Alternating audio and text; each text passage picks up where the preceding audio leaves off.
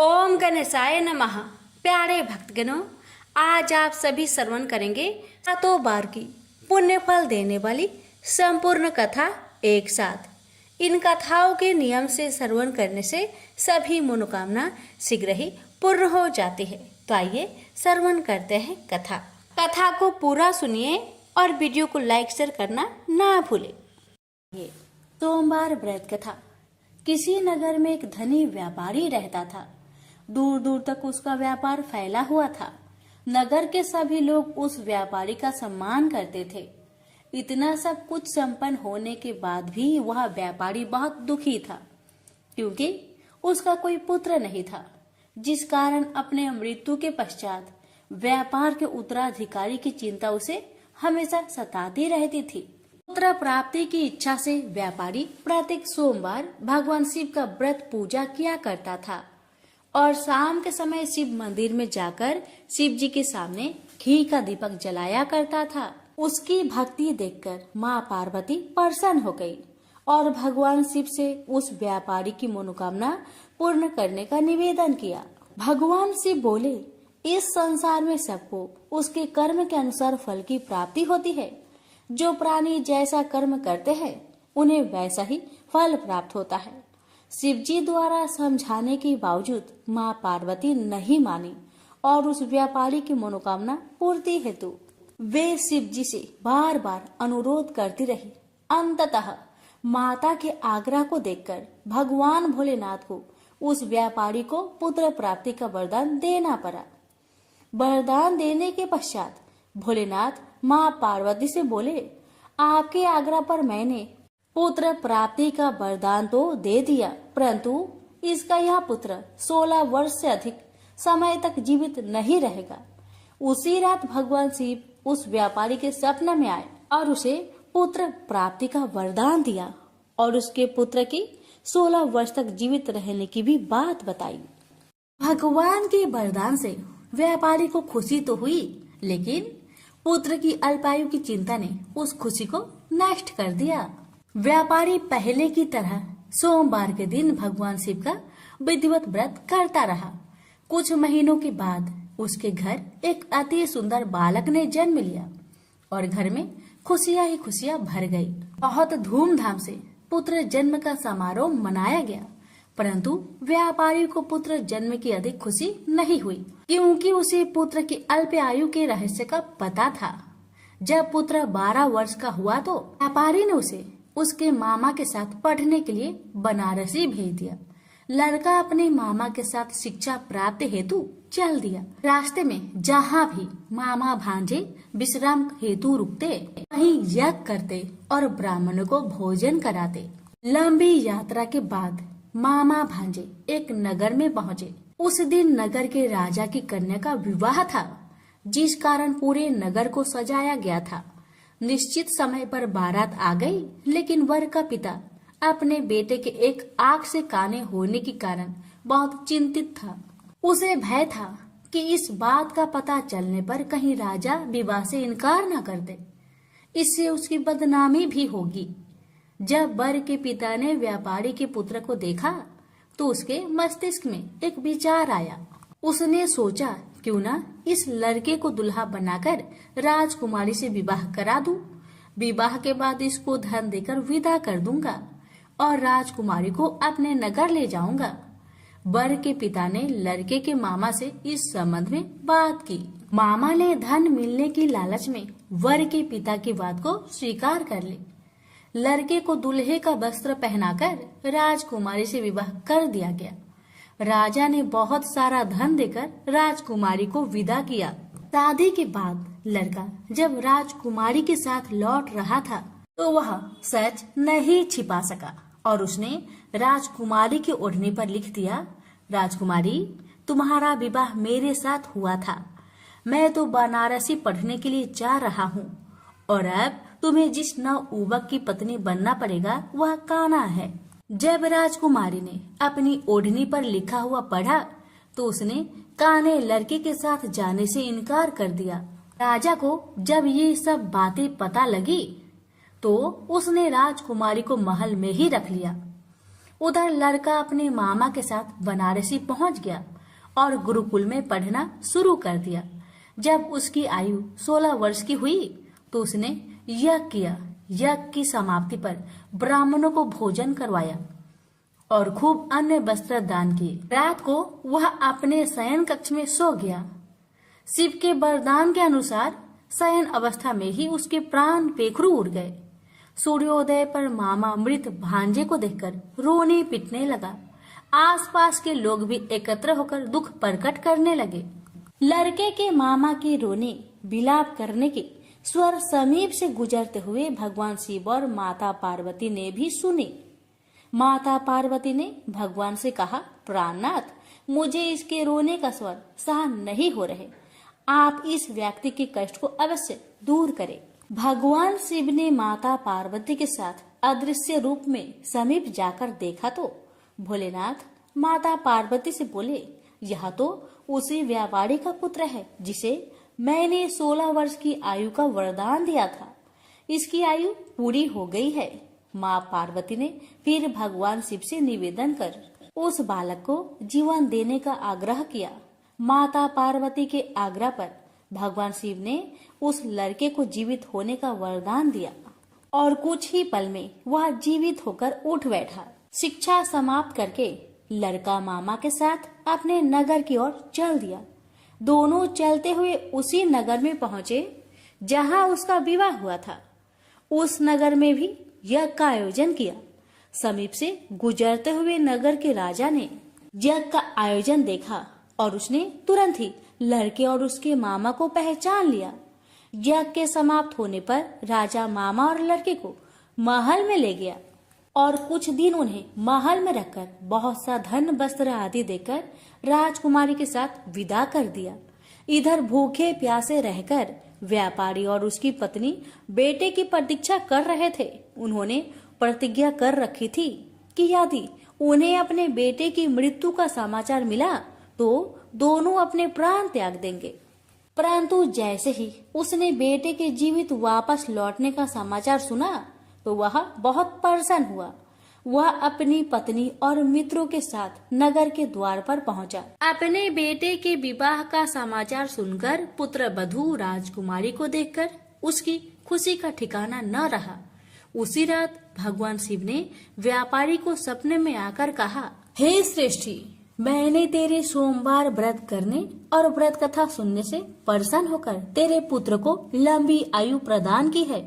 पुत्र की लंबी आयु जानकर व्यापारी बहुत प्रसन्न हुआ। शिव भक्त होने तथा सोमवार का व्रत करने से व्यापारी की सभी मनोकामनाएं पूर्ण हुई। इसी प्रकार जो भक्त सोमवार का विधिवत व्रत करते हैं और व्रत कथा सुनते हैं, उनकी सभी इच्छाएं पूरी होती है। उनसे बोलिए उमापति शंकर भगवान की जय। मंगलवार व्रत कथा। व्यास जी ने कहा, एक बार नैमिषारण्य तीर्थ में 80,000 मुनि एकत्र होकर पुराणों के ज्ञाता श्री सूत जी से पूछने लगे, हे महामुने, आपने हमें अनेक पुराणों की कथाएं सुनाई है। आप कृपा करके हमें ऐसा व्रत और कथा बताइए जिसके करने से संतान की प्राप्ति हो तथा मनुष्य को रोग, शोक, अग्नि, सर्व दुख आदि का भय दूर हो, क्योंकि कलयुग में सभी जीवों की आयु बहुत कम है। फिर इस पर उन्हें रोग, चिंता के कष्ट लगे रहेंगे तो फिर वह श्री हरि के चरणों में अपना ध्यान कैसे लगा सकेंगे। श्री सूत जी बोले, हे मुनियों, आपने लोक कल्याण के लिए बहुत ही उत्तम बात पूछी है। एक बार युधिष्ठिर ने भगवान श्री कृष्ण से लोक कल्याण के लिए यही प्रश्न किया था। भगवान श्री कृष्ण और युधिष्ठिर का संवाद तुम्हारे सामने कहता हूँ, ध्यान देकर सुनो। एक समय पांडवों की सभा में श्री कृष्ण जी बैठे हुए थे। तब युधिष्ठिर ने भगवान श्री कृष्ण से प्रश्न किया, हे प्रभु, नंद नंदन, गोविंद, आपने मेरे लिए अनेकों कथाएं सुनाई हैं। आज आप कृपा करके ऐसा व्रत या कथा सुनाइए जिसके करने से मनुष्य को रोग चिंता का भय समाप्त हो और उसको पुत्र की प्राप्ति हो। हे प्रभु, बिना पुत्र के जीवन व्यर्थ है। पुत्र के बिना मनुष्य नरकगामी होता है। पुत्र के बिना मनुष्य पितृ ऋण से छुटकारा नहीं पा सकता और ना ही उसका पुण्यक नामक नरक से उद्धार हो सकता है। अतः पुत्रदायक व्रत बतलाइए। श्री कृष्ण भगवान बोले, हे राजन, मैं एक प्राचीन इतिहास सुनाता हूँ, आप उसे ध्यान पूर्वक सुनो। कुंडलपुर नामक एक नगर था। उसमें नंदा नामक एक ब्राह्मण रहता था। भगवान की कृपा से उसके पास सब कुछ था, फिर भी वह दुखी था। उसका कारण यह था कि ब्राह्मण की स्त्री सुनंदा की कोई संतान न थे। सुनंदा पतिव्रता थी, भक्ति पूर्वक श्री हनुमान जी की आराधना करती थी। मंगलवार के दिन व्रत करके अंत में भोजन बनाकर हनुमान जी का भोग लगाने के बाद स्वयं भोजन करती थी। एक बार मंगलवार के दिन ब्राह्मणी गृह कार्य की अधिकता के कारण हनुमान जी को भोग ना लगा सके, तो इस पर उसे बहुत दुख हुआ। उसने कुछ भी नहीं खाया और अपने मन में प्रण किया कि अब तो अगले मंगलवार को ही हनुमान जी का भोग लगाकर अन्न जल ग्रहण करूंगी। ब्राह्मणी सुनंदा प्रतिदिन भोजन बनाती, श्रद्धापूर्वक पति को खिलाती, परंतु स्वयं भोजन नहीं करती और मन ही मन श्री हनुमान जी की आराधना करती। इसी प्रकार 6 दिन गुजर गए और ब्राह्मणी सुनंदा अपने निश्चय के अनुसार भूखी प्यासी निराहार रही। अगले मंगलवार को ब्राह्मणी सुनंदा प्रातः काल ही बेहोश होकर गिर पड़ी। ब्राह्मणी सुनंदा की इस असीम भक्ति के प्रभाव से श्री हनुमान जी बहुत प्रसन्न हुए और प्रकट होकर बोले, सुनंदा, मैं तेरी भक्ति से बहुत प्रसन्न हूँ, तू उठ और वर मांग। सुनंदा अपने आराध्य देव श्री हनुमान जी को देखकर आनंद की अधिकता से विह्वल हो श्री हनुमान जी के चरणों में गिरकर बोली, हे प्रभु, मेरे कोई संतान नहीं है, कृपा करके मुझे संतान प्राप्ति का आशीर्वाद दे, आपकी अति कृपा होगी। श्री महावीर जी बोले, तेरी इच्छा पूर्ण होगी, तेरे एक कन्या पैदा होगी, उसके अष्टांग प्रतिदिन सोना दिया करेंगे। इस प्रकार कहकर श्री महावीर जी अंतर्ध्यान हो गए। ब्राह्मणी सुनंदा बहुत हर्षित हुई और सभी समाचार अपने पति से कहा। ब्राह्मण देव कन्या का वरदान सुनकर कुछ दुखी हुआ, परंतु सोना मिलने की बात सुनी तो बहुत प्रसन्न हुआ। विचार किया कि ऐसी कन्या के साथ मेरी निर्धनता भी समाप्त हो जाएगी। श्री हनुमान जी की कृपा से वह ब्राह्मणी गर्भवती हुई और 10वें महीने में उसे बहुत ही सुंदर पुत्री प्राप्त हुई। यह बच्ची अपने पिता के घर में ठीक उसी तरह बढ़ने लगी जिस प्रकार शुक्ला पक्ष की चंद्रमा बढ़ता है। 10वें दिन ब्राह्मण ने उस बालिका का नामकरण संस्कार कराया।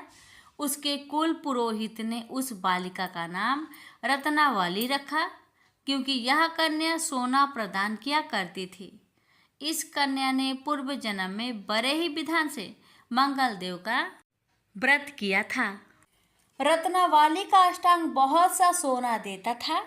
उस सोने से नंदा ब्राह्मण बहुत ही धनवान हो गया। अब ब्राह्मणी भी बहुत अभिमानी करने लगी। समय बीतता रहा। अब रत्नावली 10 वर्ष की हो चुकी। एक दिन जब नंदा ब्राह्मण प्रसन्नचित्त था, तब सुनंदा ने अपने पति से कहा, मेरी पुत्री रत्नावली विवाह की योग हो गई है, अतः आप कोई सुंदर तथा योग वर देकर इसका विवाह कर दे। यह सुन ब्राह्मण बोला, अभी तो रत्नावली बहुत छोटी है। तब ब्राह्मणी बोली, शास्त्रों की आज्ञा है कि कन्या 8वें वर्ष में गौरी, 9 वर्ष में रोहिणी, 10वें वर्ष में कन्या, इसके पश्चात रजवाला हो जाती है। गौरी के दान से पाताल लोक की प्राप्ति होती है। रोहिणी के दान से वैकुंठ लोक की प्राप्ति होती है। कन्या के दान से इंद्रलोक में सुखों की प्राप्ति होती है।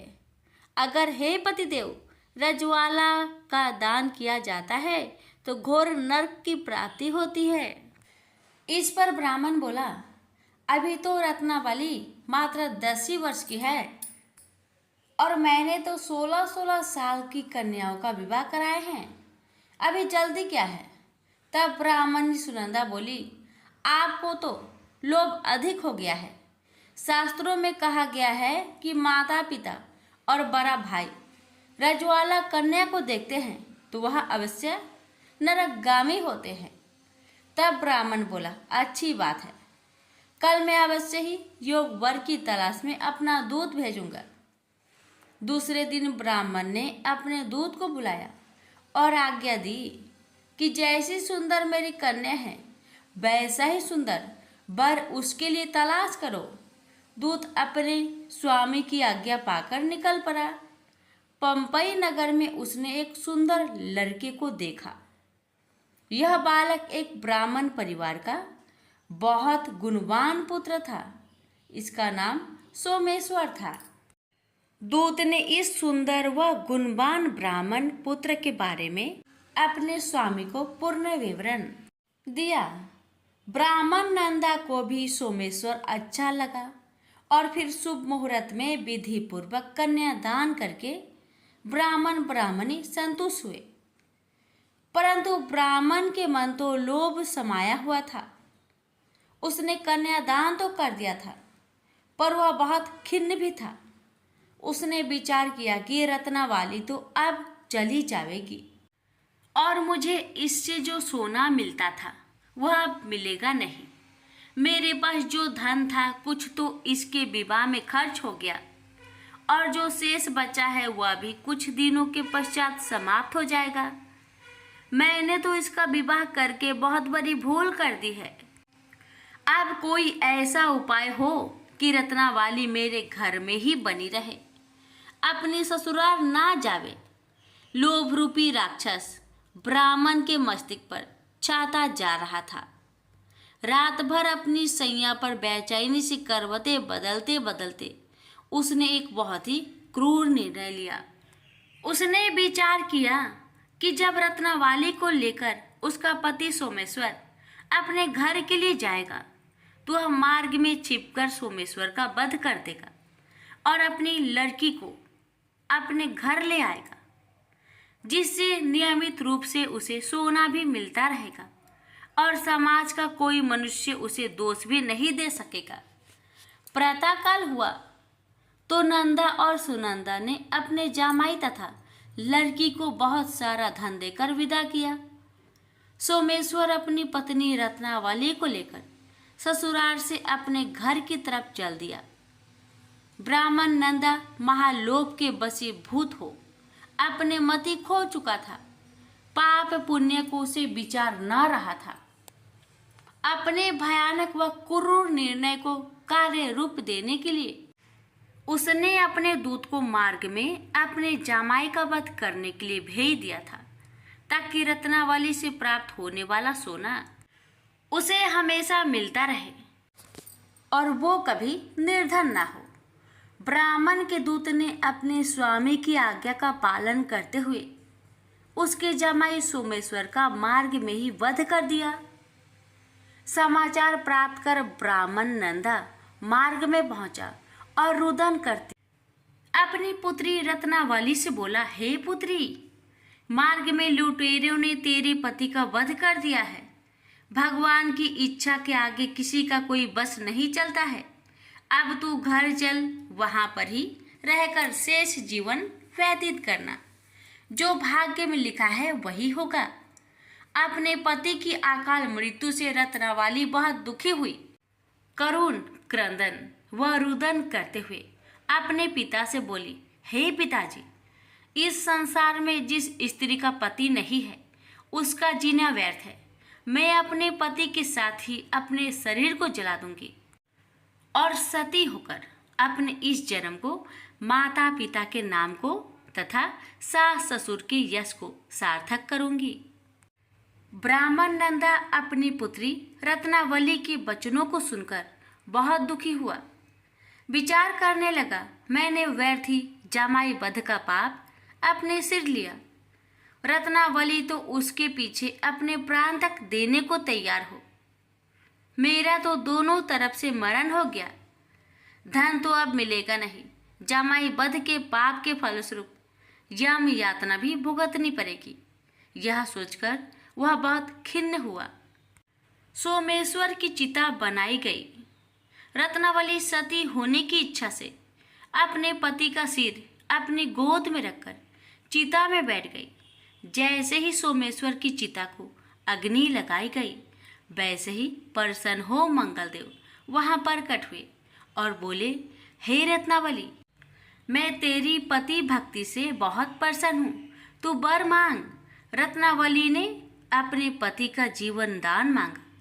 तब मंगलदेव बोले, रत्नावली, तेरा पति अजर अमर है, यह महाविद्वान भी होगा और इसके अतिरिक्त तेरी जो इच्छा हो वर मांग।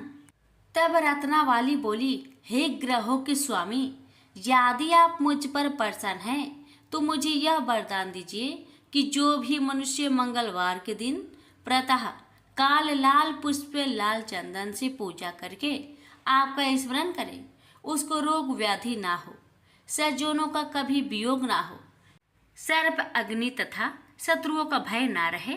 जो स्त्री मंगलवार का व्रत करे वह कभी विधवा ना हो। मंगलदेव तथास्तु कहकर अंतर्ध्यान हो गए। सोमेश्वर मंगलदेव की कृपा से जीवित हो उठा। रत्नावली अपने पति को पुनः प्राप्त कर बहुत प्रसन्न हुई और मंगलदेव का व्रत प्रत्येक मंगलवार को करके व्रतराज और मंगलदेव की कृपा से इस लोक में सुख ऐश्वर्य को भोगते हुए अंत में अपने पति के साथ स्वर्गलोक को गई। प्रेम से बोलिए मंगल देव की जय। बुधवार की कहानी। बुधवार का दिन भगवान गणेश के साथ साथ बुध देव का भी दिन माना जाता है। कहते हैं इस दिन व्रत रखने से गणपति बप्पा की तो विशेष कृपा प्राप्त होती ही है, साथ ही कुंडली में बुध ग्रह की स्थिति भी मजबूत हो जाती है। जिनकी कुंडली में बुध नीच स्थिति में बैठा हो उन्हें बुधवार का व्रत जरूर रखना चाहिए। साथ ही व्रत रखने वाले लोगों को कथा भी जरूर सुननी चाहिए। आइए श्रवण करते हैं बुधवार व्रत कथा। समतापुर नगर में मधुसूदन नामक एक व्यक्ति रहता था। वह बहुत धनवान था। मधुसूदन का विवाह बलरामपुर नगर की सुंदर लड़की संगीता से हुआ था। एक बार मधुसूदन अपनी पत्नी को लेने बुधवार के दिन बलरामपुर गया। मधुसूदन ने पत्नी की माता पिता से संगीता को विदा कराने के लिए कहा। माता पिता बोले, बेटा आज बुधवार है, बुधवार को किसी भी शुभ कार्य के लिए यात्रा नहीं करते।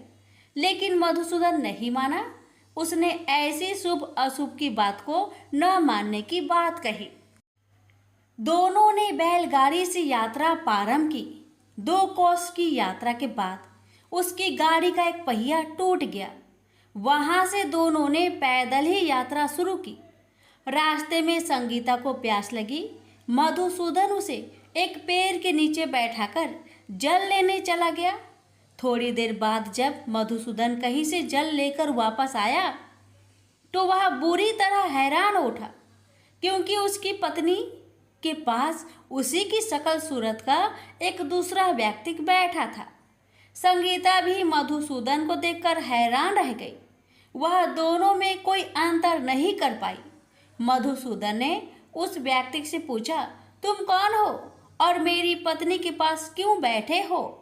मधुसूदन की बात सुनकर उस व्यक्ति ने कहा, अरे भाई, यह मेरी पत्नी संगीता है। मैं अपनी पत्नी को ससुराल से विदा कराकर लाया हूँ। लेकिन तुम कौन हो जो मुझसे ऐसा प्रश्न कर रहे हो? मधुसूदन ने कहा, तुम जरूर कोई चोर या ठग हो। यह मेरी पत्नी संगीता है। मैं इसे पेड़ के नीचे बैठाकर जल लेने गया था। इस पर उस व्यक्ति ने कहा, अरे भाई, झूठ तो तुम बोल रहे हो। संगीता को प्यास लगने पर जल लेने तो मैं गया था। मैंने तो जल लाकर अपनी पत्नी को पिला भी दिया। अब तुम चुपचाप यहाँ से चलते बनो, नहीं तो किसी सिपाही को बुलवाकर तुम्हें पकड़वा दूंगा। दोनों एक दूसरे से लड़ने लगे। उन्हें लड़ते देख बहुत से लोग वहां एकत्र हो गए। नगर के कुछ सिपाही भी वहां आ गए। सिपाही उन दोनों को पकड़कर राजा के पास ले गए। सारी कहानी सुनकर राजा भी कोई निर्णय नहीं कर पाया। संगीता भी उन दोनों में से अपने वास्तविक पति को नहीं पहचान पा रही थी। राजा ने दोनों को कारागार में डाल देने के लिए कहा। राजा के फैसले पर असली मधुसूदन भयभीत हो उठा। तभी आकाशवाणी हुई, मधुसूदन, तूने संगीता के माता पिता की बात नहीं मानी और बुधवार के दिन अपनी ससुराल से प्रस्थान किया। यह सब भगवान बुद्ध देव के प्रकोप से हो रहा है। मधुसूदन ने भगवान बुद्ध देव से प्रार्थना की कि हे भगवान बुद्ध देव, मुझे क्षमा कर दीजिए। मुझसे बहुत बड़ी गलती हुई। भविष्य में अब कभी बुधवार के दिन यात्रा नहीं करूंगा और सदैव बुधवार को आपका व्रत किया करूंगा। मधुसूदन के प्रार्थना करने से भगवान बुद्ध देव ने उसे क्षमा कर दिया। तभी दूसरा व्यक्ति राजा के सामने से गायब हो गया। राजा और दूसरे लोग इस चमत्कार को देख हैरान हो गए। भगवान बुद्ध देव की इस अनुकंपा से राजा ने मधुसूदन और उसकी पत्नी को सम्मानपूर्वक विदा किया। कुछ दूर चलने पर रास्ते में उन्हें बैलगाड़ी मिल गई। बैलगाड़ी का टूटा हुआ पहिया भी जुड़ा हुआ था। दोनों उसमें बैठकर समतापुर की ओर चल दिए। मधुसूदन और उसकी पत्नी संगीता दोनों बुधवार को व्रत करते हुए आनंद पूर्वक जीवन यापन करने लगे। इस तरह भगवान बुद्ध देव की कृपा से उनके यहाँ खुशियाँ बरसने लगी। इस तरह जो स्त्री पुरुष विधिवत बुधवार का व्रत करके व्रत कथा सुनते हैं, भगवान बुद्ध देव उनके सभी कष्ट को दूर करते हैं। प्रेम से बोलिए बुद्ध देव की जय। प्राचीन समय की बात है। एक नगर में एक बड़ा व्यापारी रहता था। वह जहाजों में माल लदवाकर दूसरे देशों में भेजा करता था। वह जिस प्रकार अधिक धन कमाता था, उसी प्रकार जी खोलकर दान भी करता था। परंतु उसकी पत्नी अत्यंत कंजूस थी। वह किसी को एक दमड़ी भी दान नहीं देती थी। एक बार सेठ जब दूसरे देश व्यापार करने गया तो पीछे से बृहस्पति भगवान साधु का वेश धारण करके व्यापारी की पत्नी के समक्ष उपस्थित हुए और भिक्षा मांगने लगे। तब व्यापारी की पत्नी ने साधु महाराज से कहा, हे साधु महाराज, मैं इस दान और पुण्य से तंग आ गई हूँ। आप कोई ऐसा उपाय बताए जिससे मेरा सारा धन नष्ट हो जाए और मैं आराम से रह सकूं। मैं यह धन लूटता हुआ नहीं देख सकती। बृहस्पति भगवान ने कहा, हे देवी, तुम बड़ी विचित्र हो। संतान और धन से कोई दुखी होता है भला? अगर अधिक धन है तो इसे शुभ कार्यों में लगाओ। कुंवारी कन्याओं का विवाह करवाओ। विद्यालय और बाग बगीचों का निर्माण कराओ। ऐसे पुण्य कार्य करने से तुम्हारा लोक परलोक सार्थक हो सकता है। परंतु साधु की इन बातों से व्यापारी की पत्नी को खुशी नहीं हुई। उसने कहा, मुझे ऐसी धन की आवश्यकता नहीं है जिसे मैं दान में दूं। तब बृहस्पति देव बोले, यदि तुम्हारी ऐसी इच्छा है तो तुम एक उपाय करना। 7 बृहस्पतिवार घर को गोबर से लिपना और अपने केसों को पीली मिट्टी से धोना। केसों को धोते समय स्नान भी करना। व्यापारी से हजामत बनाने को कहना। भोजन में मांस मदिरा खाना। कपड़े अपने घर धोना। ऐसा करने से तुम्हारा सारा धन नष्ट हो जाएगा। इतना कहकर बृहस्पति भगवान अंतर ध्यान हो गए। व्यापारी की पत्नी ने बृहस्पति देव के कहे अनुसार 7 बृहस्पतिवार वैसा ही करने का निश्चय किया। केवल 3 बृहस्पतिवार बीते कि उसके समस्त धन संपत्ति नष्ट हो गई और वह परलोक सिधार गई। जब व्यापारी वापस आया तो उसने देखा कि उसका सब कुछ नष्ट हो चुका है। यह देखकर व्यापारी ने अपनी पुत्री को सत्वाना दी और दूसरे नगर में जाकर बस गया। वहाँ वह जंगल से लकड़ी काट कर लाता और शहर में बेचता था। इस तरह वह अपना जीवन व्यतीत करने लगा। एक दिन उसकी पुत्री ने दही खाने की इच्छा प्रकट की, लेकिन व्यापारी के पास दही खरीदने के पैसे नहीं थे। वह अपनी पुत्री को अवशासन देकर जंगल में लकड़ी काटने चला गया। वह एक वृक्ष के नीचे बैठकर अपनी पूर्व दशा पर विचार करके रोने लगा। उस दिन बृहस्पतिवार का दिन था। तभी वहाँ बृहस्पति देव साधु के रूप में सेठ के पास आए और बोले, हे मनुष्य, तू इस जंगल में किस चिंता में बैठा है? तब व्यापारी बोला, हे महाराज, आप सब कुछ जानते हैं। इतना कहकर व्यापारी अपनी कहानी सुनाकर रो पड़ा। बृहस्पति भगवान बोले, देखो बेटा, तुम्हारी पत्नी ने बृहस्पति देव का अपमान किया था, इसी कारण तुम्हारा यह हाल हुआ है। लेकिन अब तुम किसी प्रकार की चिंता मत करो। तुम गुरुवार के दिन बृहस्पति देव का पाठ करो। 2 पैसे के चने और गुड़ को लेकर जल के लोटे में शक्कर डालकर वह अमृत और प्रसाद अपने परिवार के सदस्यों और कथा सुनने वालों को बांट दो। स्वयं भी प्रसाद और चरणामृत लो। भगवान तुम्हारा अवश्य कल्याण करेंगे। साधु की बात सुनकर व्यापारी बोला, महाराज, मुझे तो इतना भी नहीं बचता कि मैं अपनी पुत्री को दही लाकर दे सकूं। इस पर साधु महाराज जी बोले, तुम लकड़ियां शहर में बेचने जाना। तुम्हें लकड़ियों के दाम पहले से चौगुने मिलेंगे, जिससे तुम्हारे सारे कार्य सिद्ध हो जाएंगे। उसने लकड़ियां काटी और शहर में लकड़ियां बेचने चल पड़ा। उसकी लकड़ियां अच्छे दाम में बिक गई, जिससे उसने अपनी पुत्री के लिए दही लिया और साथ ही साथ गुरुवार की कथा है तो चना गुड़ लेकर कथा की और प्रसाद बांटकर स्वयं भी खाया। उसी दिन से उसकी सभी कठिनाइयां दूर होने लगी, परंतु अगले बृहस्पतिवार को वह कथा करना भूल गया। अगले दिन वहाँ के राजा ने एक बड़े यज्ञ का आयोजन कर पूरे नगर के लोगों के लिए भोजन का आयोजन किया। राजा की आज्ञा अनुसार पूरा नगर राजा के महल में भोज करने गया, लेकिन व्यापारी व उसकी पुत्री तनिक विलंब से पहुँचे। अतः उन दोनों को राजा ने महल में ले जाकर भोजन कराया। जब वे दोनों लौटकर आए, तब रानी ने देखा कि उनका खूंटी पर टंगा हार गायब है। रानी को व्यापारी और उसकी पुत्री पर संदेह हुआ कि उसका हार उन दोनों ने ही चुराया है। रानी ने सारा कहानी राजा को सुनाया। फिर राजा की आज्ञा से उन दोनों को कारावास की कोठरी में कैद कर दिया गया। कैद में पड़कर दोनों अत्यंत दुखी हुए। वहाँ उन्होंने बृहस्पति देवता को याद किया। बृहस्पति देव ने प्रकट होकर व्यापारी को उसकी भूल का आभास कराया और उन्हें सलाह दी कि गुरुवार के दिन कैद खाने के दरवाजे पर तुम्हें 2 पैसे मिलेंगे। उनसे तुम चने और मुनक्का मंगवाकर विधि पूर्वक बृहस्पति देवता का पूजन करो। तुम्हारे सब दुख दूर हो जाएंगे। बृहस्पतिवार को कैद खाने के द्वार पर उन्हें 2 पैसे मिले।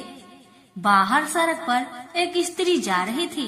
व्यापारी ने उसे बुलाकर गुड़ और चने लाने को कहा। इस पर वह स्त्री बोली, मैं अपनी बहू के लिए गहने ले जा रही हूँ, मेरे पास समय नहीं है। इतना कहकर वह आगे चली गई। थोड़ी देर बाद वहाँ से एक और स्त्री निकली।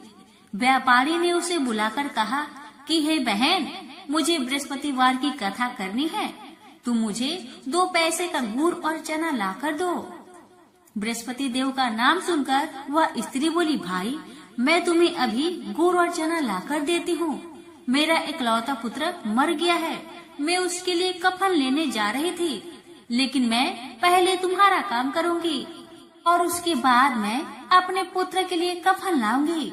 वह स्त्री बाजार से व्यापारी के लिए गुड़ चना ले आई और स्वयं भी बृहस्पति देव की कथा सुनी। कथा समाप्त होने पर वह स्त्री कफन लेकर अपने घर गई। घर पर लोग उसके पुत्र की लाश को राम नाम सत्य है कहते हुए शमशान ले जाने की तैयारी कर रहे थे। स्त्री बोली, मुझे अपने लड़के का मुख देख लेने दो। अपने पुत्र का मुख देखकर उस स्त्री ने उसके मुंह में प्रसाद और चंद्रामृत डाला। प्रसाद और चंद्रामृत के प्रभाव से वह पुनः जीवित हो गया। पहली स्त्री जिसने बृहस्पति देव का निरादर किया था, वह जब अपने पुत्र की विवाह हेतु पुत्र वधू के लिए गहने लेकर लौटी और जैसे ही उसका पुत्र घोड़ी पर बैठकर निकला, वैसे ही घोड़ी ने ऐसी उछाल मारी कि वह घोड़ी से गिरकर मर गया। जहाँ देख स्त्री रो रो कर बृहस्पति देव से क्षमा याचना करने लगी। उस स्त्री की याचना से बृहस्पति देव साधु के वेश में वहाँ पहुंचकर कहने लगे, देवी, तुम्हें अधिक विलाप करने की आवश्यकता नहीं है। यह बृहस्पति देव का अनादर करने का कारण हुआ है। तुम वापस जाकर मेरे भक्त से क्षमा मांगकर कथा सुनो, तब ही तुम्हारी मनोकामना पूर्ण होगी। जेल में जाकर उस स्त्री ने व्यापारी से माफी मांगी और कथा सुनी। कथा के उपरांत वह प्रसाद और चंद्रामृत लेकर अपने घर वापस आई। घर आकर उसने चंद्रामृत अपने मृत पुत्र के मुख में डाला। चंद्रामृत के प्रभाव से उसका पुत्र भी जीवित हो उठा।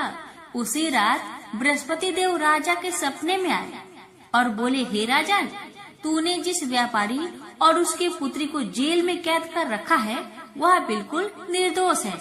तुम्हारी रानी का हार वहीं खूंटी पर टंगा है। दिन निकला तो राजा रानी ने हार पर खूंटी लटका हुआ देखा।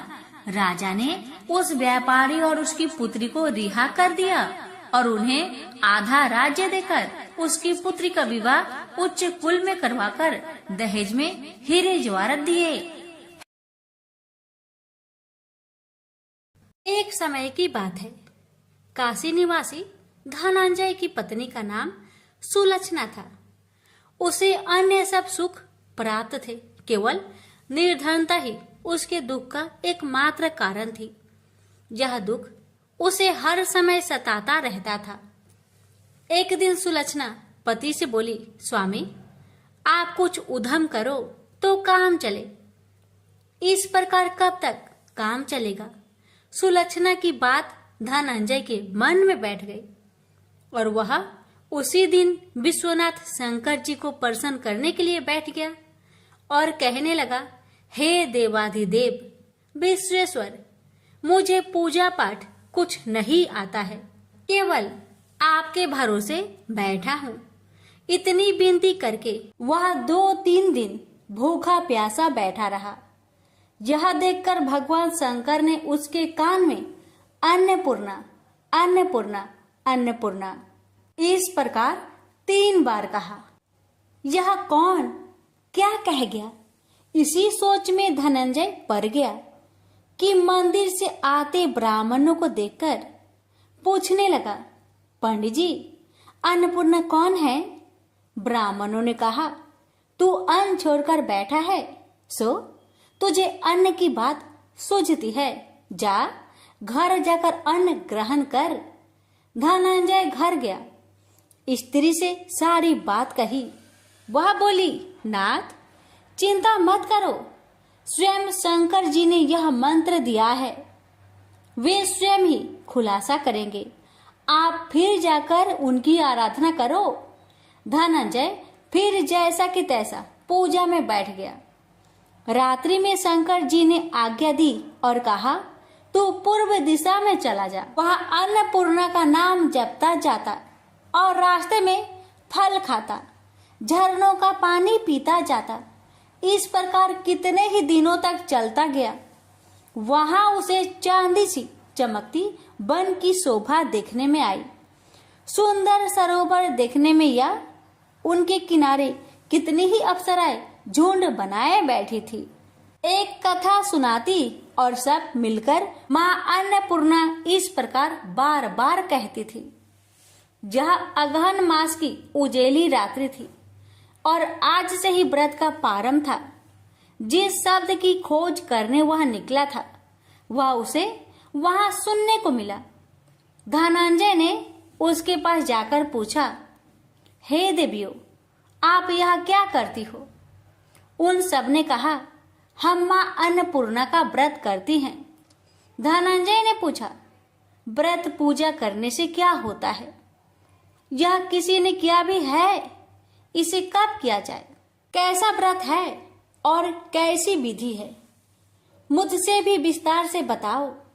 वे कहने लगी, इस व्रत को सब कोई कर सकते हैं। 21 दिन तक के लिए 21 गांठ का सूत लेना चाहिए। 21 दिन यानी न बने तो एक दिन उपवास करे, या भी ना बने तो केवल कथा सुनकर प्रसाद ले। निराहार रहकर कथा कहे, कथा सुनने वाला कोई न मिले तो पीपल के पत्तों को रख, चौपाड़ी या घृत कुमारी वृक्ष को सामने कर, दीपक को साक्षी कर, सूर्य, गाय, तुलसी या महादेव को बिना कथा सुनाए मुख में दाना न डाले। यदि भूल से कुछ पड़ जाए तो एक दिवस फिर उपवास करे। व्रत के दिन क्रोध न करे और झूठ ना बोले। धनंजय बोला, इस व्रत के करने से क्या होगा?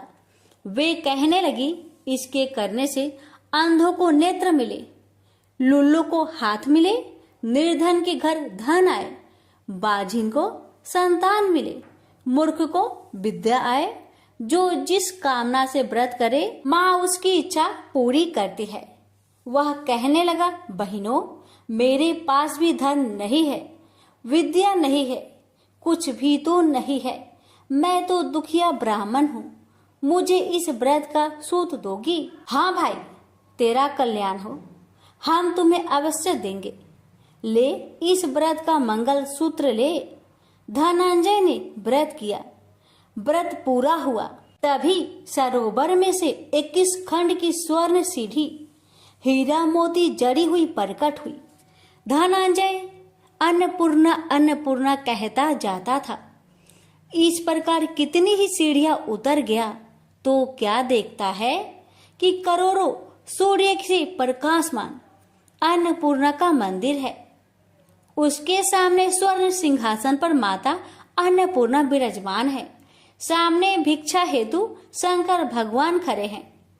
देवांगनाएं चवर डुलाती है, कितनी ही हथियार बांधे पहरा देती है।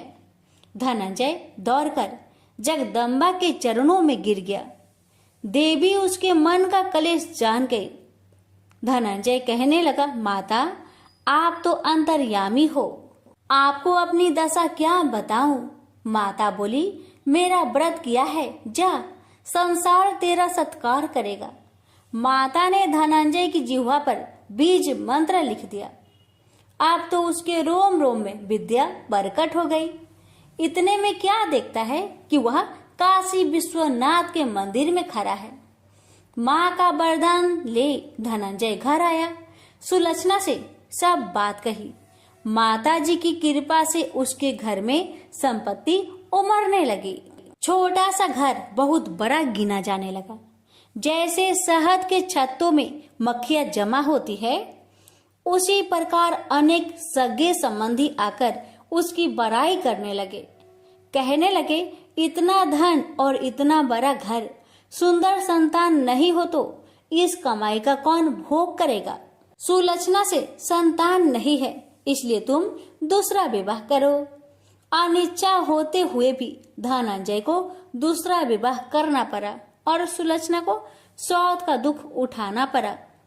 इस प्रकार दिन बीतते गए और अगहन मास आया। नए बंधन से बंधे पति से सुलक्षणा ने कहलाया कि हम व्रत के प्रभाव से सुखी हुए हैं, इस कारण यह व्रत छोड़ना नहीं चाहिए। यह माता जी का प्रताप है जो हम इतने संपन्न और सुखी हैं। सुलक्षणा की बात सुन धनंजय उसके यहाँ आया और व्रत में बैठ गया। नई बहू को इस व्रत की खबर नहीं थी। वह धनंजय की आने की राह देख रही थी। दिन बीतते गए और व्रत पूर्ण होने में 3 दिवस बाकी थे कि नई बहू को खबर पड़ी। उसके मन में ईर्ष्या की ज्वाला दहकने लगी थी। सुलक्षणा के घर आ पहुंची और उसने वहां भगदड़ मचा दी। वह धनंजय को अपने साथ ले गई। नए घर में धनंजय को थोड़ी देर के लिए निंद्रा ने आ दबाया।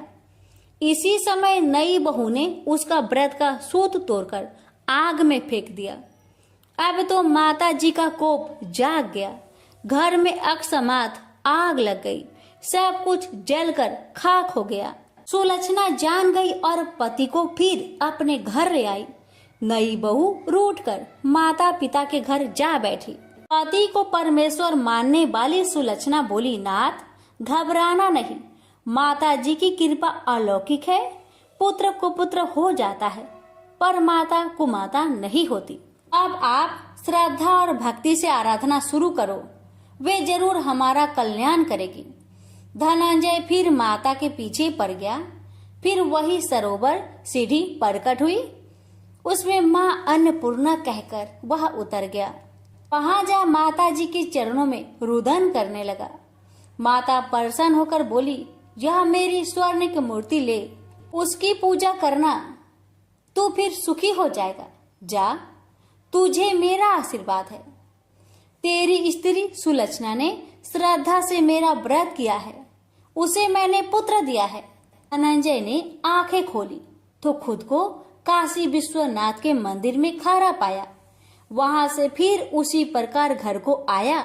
इधर सुलक्षणा के दिन चढ़े और महीने पूरे होते ही पुत्र का जन्म हुआ। गांव में आश्चर्य की लहर दौड़ गई। इस प्रकार उसी गांव के निसंतान सेठ के पुत्र होने पर उसने माता अन्नपूर्णा का मंदिर बनवा दिया। उसमें माता जी धूमधाम से पधारी, यज्ञ किया और धनंजय को मंदिर के आचार्य का पद दे दिया। जीविका के लिए मंदिर की दक्षिणा और रहने के लिए बड़ा सुंदर सा भवन दिया। धनंजय स्त्री पुत्र सहित वहां रहने लगा। माता जी के चढ़ावे में भरपूर आमदनी होने लगी। उधर नई बहू के पिता के घर डाका पड़ा, सब लूट गया। वे भीख मांगकर पेट भरने लगे। सुलक्षणा ने यह सुना तो उन्हें बुला भेजा, अलग घर में रख लिया और उनके अन्न वस्त्र का प्रबंध कर दिया। धनंजय, सुलक्षणा और उसका पुत्र माता जी की कृपा से आनंद से रहने लगे। माता जी ने जैसे इनके भंडार भरे वैसे सबके भंडार भरे। हे माता, अगर आपकी कथा कहने में हमसे कोई गलती हुई हो उसे क्षमा करना और अपने सभी भक्तों की सभी मनोकामना को पूर्ण करना। प्रेम से बोलिए अन्नपूर्णा माता की जय। हर हर महादेव, माता पार्वती की जय। शनिवार व्रत कथा। एक ब्राह्मण को सपने में नीली घोड़ी पर नीली कपड़े पहने एक आदमी दिखाई देता था और कहता है, हे ब्राह्मण देवता, मैं तेरे लगूंगा। ब्राह्मण घबरा कर उठ गया। अगले दिन यही सपना उसे फिर आता है। यह सपना उसे रोज आने लगा। वह परेशान हो गया और चिंता के मारे दुबला होने लगा। उसकी पत्नी ने कारण पूछा तो उसने सपने के बारे में बताया। ब्राह्मणी बोली, वे अवश्य ही शनि महाराज होंगे। अब की बार दिखे तो कहना लग जाओ, पर 1:15 से ज्यादा मत लगना। उस दिन सपने आने पर ब्राह्मण ने कहा, लग जाओ, पर कितने समय के लिए लगोगे? शनि जी बोले, 7.5 वर्ष का लगूंगा। ब्राह्मण ने कहा, क्षमा करे शनि जी, इतना भारी तो मुझसे झेला नहीं जाएगा। तब शनि जी बोले, तो 5 वर्ष का लग जाऊंगा। ब्राह्मण बोला, यह भी मेरे लिए ज्यादा है। शनि जी बोले, 2.5 साल का लग जाऊं।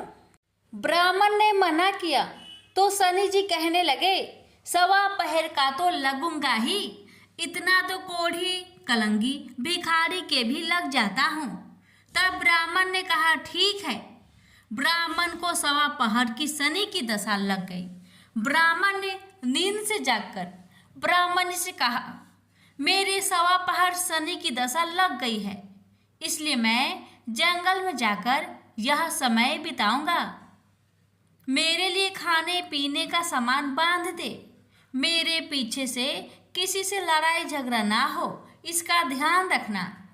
ज्यादातर घर में ही रहना, बच्चों का भी ध्यान रखना। इस सवा पहर के समय में कोई गाली भी दे तो चुपचाप सुन लेना, बहस मत करना। यह सब समझाकर ब्राह्मण जंगल में चला गया। जंगल में ब्राह्मण एक पीपल के पेड़ के नीचे बैठ गया और हनुमान जी का पाठ करने लगा। एक पहर बीत गया। ब्राह्मण ने सोचा बाकी बचा समय रास्ते में बीत जाएगा, इसलिए वहां से चल दिया। रास्ते में एक बारी में मतीरे लगे देखे।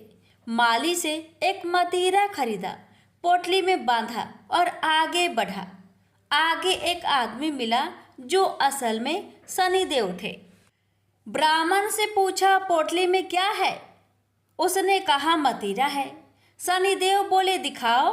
ब्राह्मण ने पोटली खोली। उसमें राजकुमार का कटा हुआ खून से लथपथ सिर दिखा। शनिदेव ब्राह्मण को राजा के पास ले गए और कहा कि इस ब्राह्मण ने राजकुमार की हत्या कर दी है। इसके पास पोटली में राजकुमार का सिर है। राजा ने कहा, मैं यह नहीं देख सकता, इस ब्राह्मण को सूली पर चढ़ा दो। राजा के यहाँ हाहाकार मच गया। ब्राह्मण को सूली पर चढ़ाने से पहले पूछा गया कि उसकी कोई आखिरी इच्छा हो तो बताए। ब्राह्मण ने सोचा किसी तरह सवा पहर पूरा करना होगा। उसने कहा, वहाँ रोज बालाजी की कथा सुनता है। मरने से पहले अंतिम बार बालाजी की कथा सुनना चाहता हूँ। ब्राह्मण को कथा सुनाने का प्रबंध किया गया। कथा कहते कहते सवा पहर पूरा हो गया। शनि की दशा टलते ही राजकुमार शिकार खेलकर लौटता हुआ दिखाई दिया। राजकुमार को आता देख राजा बहुत खुश हुआ, लेकिन उसे निर्दोष ब्राह्मण की हत्या का दोष लगने का डर सताने लगा। उसने तुरंत घोड़सवार सैनिकों को ब्राह्मण को आदर सहित ले आने के लिए भेजा। ब्राह्मण राज दरबार में आया तो राजा ने क्षमा मांगी और पोटली दिखाने के लिए कहा। पोटली खोली तो उसमें मतीरा था। राजा ने इन सब के बारे में पूछा तो ब्राह्मण ने बताया, मुझे सवा पहर की शनिचर की दशा लगी थी, इस कारण यह सब तमाशा हुआ। राजा ने पूछा, यह दशा कैसे टलती है? ब्राह्मण बोला, राजा, यह सेठ के लगे तो काला हाथी या काला घोड़ा दान करे, गरीब के लगे तो पीपल की पूजा करे तब बोले, साचा शनिचर कहिए, जाके पाओ सदा ही पढ़िए। शनि की कहानी सुने, तिल का तेल और काला उड़द दान करे, काले कुत्ते को तेल से चुपर कर रोटी खिलाए तो शनिचर की दशा उतर जाती है। राजा ने उसे मतीरा वापस दे दिया। घर आकर ब्राह्मण ने मतीरा काटा तो उसमें बीज की जगह हीरे मोती निकले। ब्राह्मण ने पूछा, यह कहाँ से लाए? आप तो कह रहे थे कि शनि की दशा लगी है। ब्राह्मण ने कहा, जब दशा लगी थी तो यही मतीरा राजकुमार का सिर बन गया था। उतरती दशा के शनि जी निहाल कर गए। हे शनि देवता, जैसे ब्राह्मण के शनि की दशा लगी वैसे किसी को ना लगे। प्रेम से बोलिए शनि देव की जय। प्राचीन काल में एक नगर में एक वृद्धा रहती थी। उसका नियम था कि वह हर रविवार घर आंगन गोबर से लिपकर भोजन तैयार करती और सूर्य देव को भोग लगाकर ही भोजन करती थी। ऐसा व्रत करने से उसका घर अनेक प्रकार से धन्य धान्य से पूर्ण हो गया। श्री हरि की कृपा से घर में किसी प्रकार की विघ्न या दुख नहीं था। सब प्रकार से घर में आनंद रहता था। इस तरह कुछ दिन बीत जाने पर उसकी एक पड़ोसन, जिसकी गौ का गोबर वह वृद्ध लाया करती थी, विचार करने लगी कि यह वृद्ध सर्वदा मेरी गौ का गोबर ले जाती है, इसलिए अपनी गौ को घर के भीतर बांधने लगे। वृद्धा को गोबर न मिलने से रविवार के दिन अपने घर को न लिप सकी। इसलिए उसने न तो भोजन बनाया न भगवान को भोग लगाया तथा स्वयं भी उसने भोजन नहीं किया। इस प्रकार उसने निराहार व्रत किया। रात्रि हो गई और वह भूखी सो गई। रात्रि में भगवान ने उसे स्वप्न दिया और भोजन न बनाने तथा लगाने का कारण पूछा। वृद्धा ने गोबर न मिलने का कारण सुनाया। तब भगवान ने कहा कि माता, हम तुमको ऐसी गौ देते हैं जिससे सभी इच्छाएं पूर्ण होती है, क्योंकि तुम हमेशा रविवार को गौ के गोबर से लिपकर भोजन बनाकर मेरा भोग लगाकर खुद भोजन करती हो। इससे मैं खुश होकर तुमको वरदान देता हूँ। निर्धन को धन और बाज स्त्रियों को पुत्र देकर दुखों को दूर करता हूँ तथा अंत समय में मोक्ष देता हूँ। सपने में ऐसा वरदान देकर भगवान तो अंतर्ध्यान हो गए और वृद्धा की आँख खुली तो वह देखती है कि आंगन में एक अति सुंदर गौ और बछड़ा बंधे हुए हैं। वह गाय और बछड़े को देखकर अति प्रसन्न हुई और उसको घर के बाहर बांध दिया और वही खाने को चारा डाल दिया। जब उसकी पड़ोसन वृद्धा ने घर के बाहर एक अति सुंदर गौ और बछड़े को देखा तो देश के कारण उसका हृदय जल उठा और उसने देखा कि गाय ने सोने का गोबर किया है। तो वह उस गाय का गोबर ले गई और अपनी गाय का गोबर उसकी जगह रख गई। वह नित्य प्रति ऐसा ही करती रही और सीधी साधी वृद्धा को इसकी खबर नहीं होने दी। तब सर्वव्यापी ईश्वर ने सोचा कि चालाक पड़ोसन के कर्म से वृद्धा ठगी जा रही है। तो ईश्वर ने संध्या के समय अपनी माया से बड़े जोर की आंधी चला दी। वृद्धा ने आंधी के भय से अपनी गौ को भीतर बांध लिया। प्रातःकाल जब वृद्धा ने देखा कि गौ ने सोने का गोबर दिया तो उसके आश्चर्य की सीमा न रही और वह प्रतिदिन गौ को घर के भीतर ही बांधने लगी। उधर पड़ोसन ने देखा कि बुढ़िया गौ को घर के भीतर बांधने लगी है और उसका सोने का गोबर उठाने का दांव नहीं चलता। तो वह ईर्ष्या और डाह से जल उठी और कुछ उपाय न देखकर पड़ोसन ने उस देश के राजा की सभा में जाकर कहा, महाराज, मेरे पड़ोस में एक वृद्धा के पास ऐसा गौ है जो आप जैसे राजा के ही योग है। वह नित्य सोने का गोबर देती है। आप उस सोने से प्रजा का पालन करिए। वह वृद्धा इतने सोने का क्या करेगी? राजा ने यह बात सुनकर अपने दूतों को वृद्धा के घर से गौ लाने की आज्ञा दी। वृद्धा प्रातः ईश्वर का भोग लगा भोजन ग्रहण करने जा ही रही थी कि राजा के कर्मचारी गौ को खोलकर ले गए। वृद्धा काफी रोई चिल्लाई, किंतु कर्मचारियों के समक्ष कोई क्या कहता। उस दिन वृद्धा गौ के वियोग में भोजन न खा सकी और रात भर रो रो कर ईश्वर से गौ को पुनः पाने के लिए प्रार्थना करती रही। उधर राजा गौ को देखकर बहुत प्रसन्न हुआ, लेकिन सुबह जैसे ही वह उठा सारा महल गोबर से भरा दिखाई देने लगा। राजा यह देख घबरा गया। भगवान ने रात्रि में राजा को सपने में कहा कि हे राजा, गाय वृद्धा को लौटाने में तेरा भला है। उसके रविवार के व्रत से प्रसन्न होकर मैंने उसे गाय दी थी। प्रातः होते ही राजा ने वृद्धा को बुलवाकर बहुत से धन के साथ सम्मान सहित गौ बछड़ा लौटा दिया। उसकी पड़ोसिन को बुलाकर उचित दंड दिया। इतना करने के बाद राजा के महल से गंदगी दूर हो गई। उसी दिन से राजा ने नगरवासियों को आदेश दिया कि राज्य की तथा अपनी समस्त मनोकामनाओं की पूर्ति के लिए रविवार का व्रत रखा करो। व्रत करने से नगर के लोग सुखी जीवन व्यतीत करने लगे। कोई भी बीमार तथा प्रकृति का प्रकोप उस नगर पर नहीं होता था। सारी प्रजा सुख से रहने लगे। प्रेम से बोलिए सूर्य नारायण की जय। आप सुनिए सूर्य नारायण की आरती। जय जय जय रविदेव, जय जय जय रविदेव, रजनीपति मदहारी, सतलद जीवन दाता, पद पद मन मधुकारी, हे दीन मने दाता, जग के हे रविदेव, जय जय जय स्वादेव। नभ मंडल के बानी, ज्योति प्रकाशक देव, निज जन हित सुख राशि, तेरी हम सब सेवा करते हैं रवि देव।